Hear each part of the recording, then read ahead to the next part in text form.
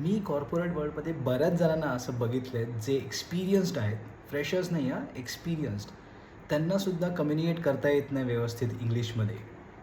मग ते कुठल्या तरी मीटिंगमध्ये असो, कुणाशी बोलताना किंवा कुठलं तरी प्रेझेंटेशन द्यायला सांगितलं असेल ऑफिसमध्ये, कुठल्याही प्रोजेक्ट रिलेटेड, तेव्हासुद्धा इश्यूज येतात बऱ्याच जणांना. तुम्ही क्लायंटसोबत एक मीटिंग पिच करायला जाता किंवा बाहेर जाता डिनरला किंवा लंचला, काहीही असू दे. त्यावेळेलासुद्धा तुमचा कॉन्फिडन्स लो हो. तोच तुमचा कॉन्फिडन्स बूस्टअप करण्यासाठी मी आलो आहे तुम्हाला हेल्प करायला. असेही काही जण आहेत जे बोलतात की त्यांना येतं थोडंफार बोलता, पण तरी पण थतफफ होतं मध्ये-मध्ये किंवा अडथळा येतो मध्ये बोलताना. तर त्यांनासुद्धा मी हेल्प करणार. तर हे काय ओव्हरनाईट तुम्हाला जमणार नाही आहे. त्यासाठी तुम्हाला प्रॅक्टिस करावी लागते रेग्युलरली, कन्सिस्टंटली. जर तुम्ही कन्सिस्टन्सी दाखवाल ना, तर तुम्हाला सक्सेस मिळेल. ते म्हणतात ना, consistency is the key to success. खूप जणं बोलतात मला की त्यांना बोलता येत नाही.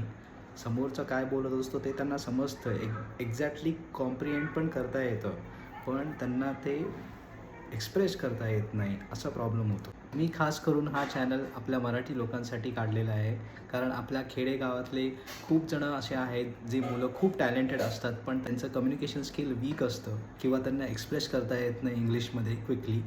त्यामुळेच मी हेल्प करणार आहे तुम्हाला. आता पहिली टिप म्हणजे तुम्ही पहिल्यांदा कुठलंही बुक, म्हणजे कुठलीही पुस्तक असेल इंग्लिशमध्ये किंवा न्यूजपेपर म्हणजे मराठीमध्ये वृत्तपत्र कुठलंही असेल इंग्लिशमध्ये, हां, इंग्लिश लँग्वेजमध्ये ते असेल, ते पहिल्यांदा रेग्युलरली वाचायला चालू करा. दररोज 1 तास जरी केलं ना तरी भरपूर आहे. ते तुम्हाला खूप हेल्प करेल. आणि जिथे पण तुम्ही वाचताना अडखळाल किंवा तुम्ही कुठे पण वाटेल की तुम्हाला हा जो शब्द आहे, कुठलाही वर्ड असू दे, कुठलाही शब्द असू दे, तो तुम्हाला समजत नाही आहे, तो तुम्ही मार्क करून कुठेतरी नोट करून ठेवा एका नोटबुकमध्ये. आणि नंतर ते डिक्शनरीमध्ये बघा त्याचं अर्थ, त्याचं मीनिंग काय आहे ते. म्हणजे तुम्हाला लक्षात राहील तो वर्ड आणि त्याचं मीनिंग पण तुम्हाला तिकडे लिहून ठेवायचं आहे, जेणेकरून ते तुम्हाला परत परत सारखं डिक्शनरीमध्ये शोधायला नको. ठीक आहे.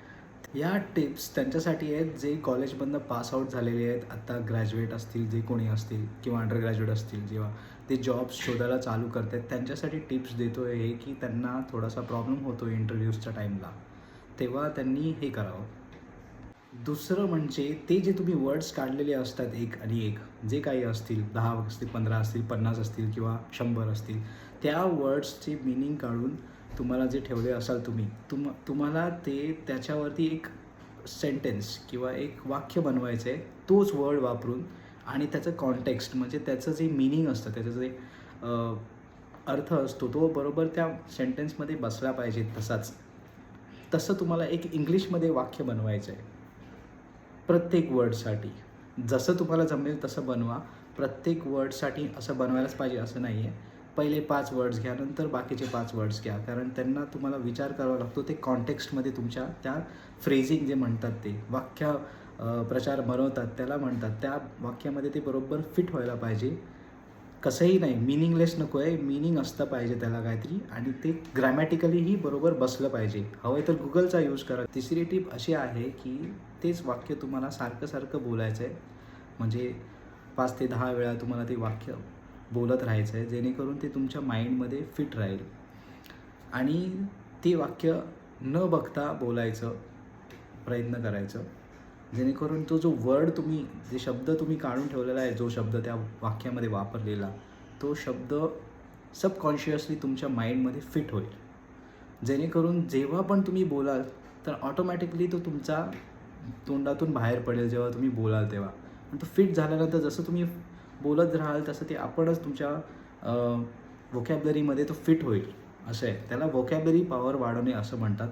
ही जी टिप आहे ती तुमच्यासाठी खूप जास्त हेल्पफुल आहे. चौथी टिप अशी आहे की हे जेवढे तुम्ही वाक्य बनवाल ते रेग्युलरली तुमच्या डे टू डे लाईफमध्ये, तुमच्या दिवसेंदिवसाच्या जे काय असेल तुमचा, कुठेही तुम्ही जात असाल तुमच्या प्रवासामध्ये जे काय असेल, कोणी तुम्हाला बाहेर कधी भेटला किंवा त्याच्यावर तुम्ही बोलत असाल, ते अचानक तुमच्या तोंडातून बाहेर पडतात शब्द, ते तुम्ही ट्राय करा वापरायला ते शब्द, जेणेकरून ते अजून तुमच्या सबकॉन्शियस माइंडमध्ये परफेक्टली फिट राहतील. जेणेकरून उद्या तुम्ही कुठेही गेलात आणि कुठेही तुम्हाला समजा बोलावं लागलं इंग्लिशमध्ये त्याच्याबरोबर, आपणच ते वर्ड्स ते आपणच ते शब्द तुमच्या तोंडातून बाहेर पडतात. आणि सांगायचं होतं तुम्हाला की जसं तुम्ही न्यूजपेपर किंवा काही बुक असेल ते वाचलं नाही तरी चालेल, जर तुम्हाला नसेल इंटरेस्ट त्याच्यामध्ये, तर काही असेल जसं की तुम्ही इंटरनेटवरती किंवा गुगलवरती काही कुठलंही आर्टिकल वाचता किंवा न्यूज वाचता, तर ती केअरफुली व्यवस्थित ते डिस्क्रिप्टिव्ह असेल ना, तर ते वाचत जावा जास्त करून.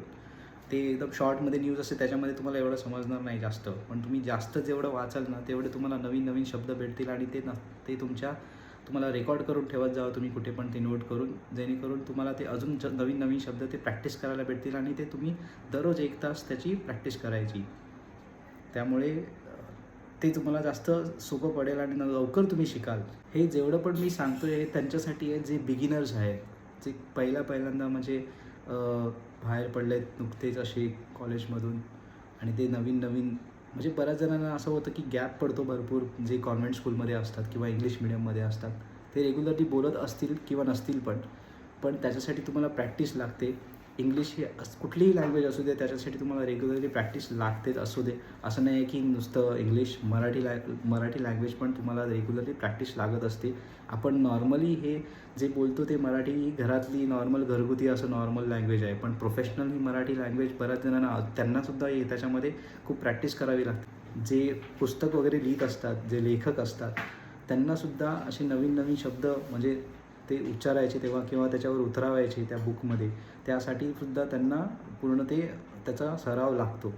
त्यामुळे तुम्ही पण तुमचा चालू ठेवला पाहिजे, जेणेकरून तुम्हाला पण ते जमलं पाहिजे. हेच काही नवीन टिप्स मी देत राहणार आहे. तर सबस्क्राईब करा माझ्या चॅनलला आणि फॉलो आणि शेअर पण करा. थँक्यू. आणि तुमची प्रॅक्टिस कन्सिस्टंटली ठेवा. कन्सिस्टंटली ठेवलं नाही तर तुम्हाला रिझल्ट नाही भेटणार. त्यामुळे रेग्युलर प्रॅक्टिस ठेवा, नाहीतर मग ते सक्सेस मिळणं मग अवघड होऊन जातं. कारण कसं आहे की जर तुम्ही कुठे इथे तिथे आळसपणा कराल ना, मग ते तुम्हाला नाही जमणार.